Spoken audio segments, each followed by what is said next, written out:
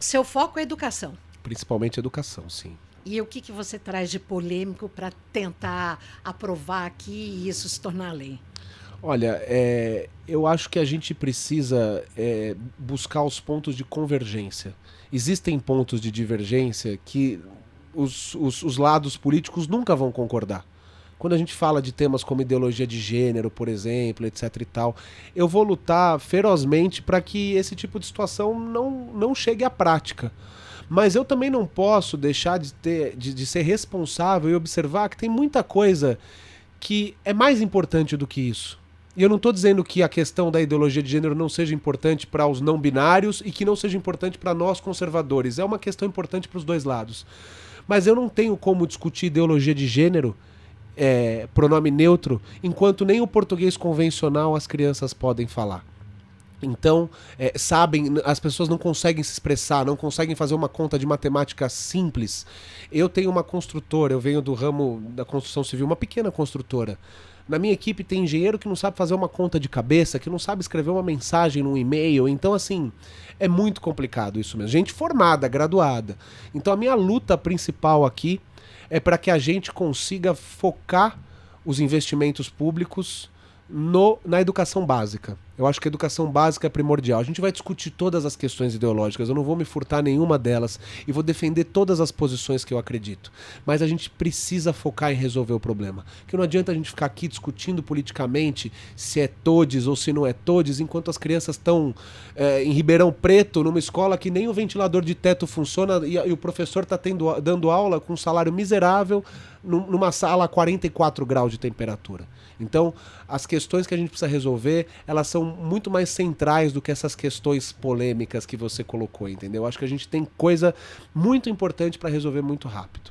Você devia ser adolescente quando aqui em São Paulo alguns prefeitos colocaram escola de lata na periferia. Sim. Que eram as salas de aula em containers. Lembro Sim. bem de estar fazendo reportagem lá na região de Pirituba, onde hoje é Brasilândia, e lá tinha uma escola de lata, que você batia na lata e fazia barulho.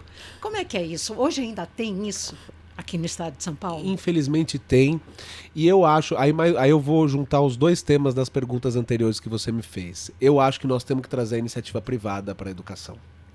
Eu acho que a gente tem diversas formas de colocar mais eficiência nesse processo. E isso passa pelo apoio da iniciativa privada, gestões em parceria, voucher da educação, enfim. Tem diversas ações que podem e devem ser tomadas, porque também já é comprovado que o custo médio por aluno, que o dinheiro que é empenhado na educação não é pouco, não é baixo. Então o problema não é de dinheiro. Não tem como a gente entender que um estado como São Paulo, que tem PIB de país europeu, tem educação de país africano. Com todo respeito aos países africanos aqui, né? Só para deixar claro. Né? É inaceitável esse tipo de situação. Então eu acho que o que a gente pode fazer para resolver esses problemas rapidamente é trazer a iniciativa privada, porque ela dá celeridade, ela precisa mostrar resultado. Ao contrário do Estado, e aqui eu mais uma vez não vou falar de político A, B ou C, mas tem muito político que deixa para se preocupar com essas questões perto da eleição. A gente sabe que tem muito político que está pensando na próxima eleição e não em fazer o bem mesmo. Então isso dificulta um pouco a situação, porque você vai ao sabor do que interessa ao político. Quando você tem uma gestão privada com metas, com fiscalização, desde que seja uma fiscalização, uma regulação clara e séria, você consegue dar muito mais celeridade ao processo e acabar com esse tipo de situação que é inimaginável. Em 2023 a gente ter criança estudando dentro de container, que nem sardinha em lata mesmo, né?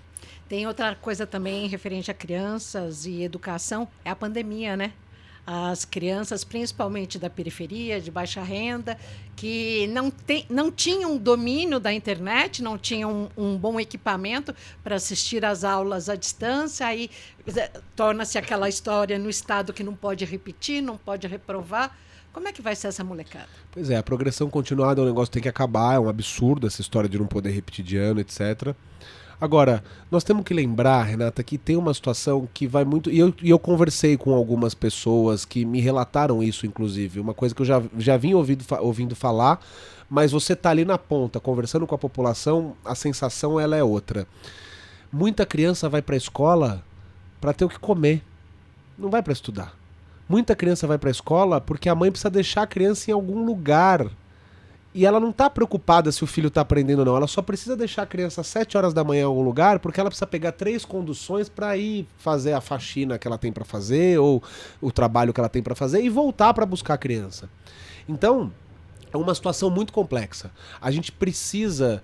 A gente pensa em educação à distância, a gente pensa o quê? Na criança ali no computador, na salinha dela bonitinha, ela tem uma dúvida, ela pergunta pra mãe, a mãe sabe responder, sabe ajudar, mas a gente sabe que a realidade da maioria da população não é essa. Então a gente precisa viabilizar uma recuperação desse ensino, desse tempo que foi perdido, o que é muito difícil, porque...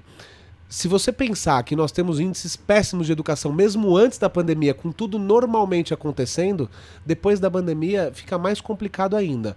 Agora, nós temos que buscar alternativas, seja colocando essas crianças com reforço escolar que venha da escola privada, seja dobrando o turno dessas crianças, seja qualificando o professor, seja dando condições para que essa criança tenha acesso a mais informações. É uma tarefa muito difícil, mas assim, a gente não pode desistir, porque são milhares e milhares de crianças que realmente, principalmente na primeira infância, no ensino fundamental, se elas perdem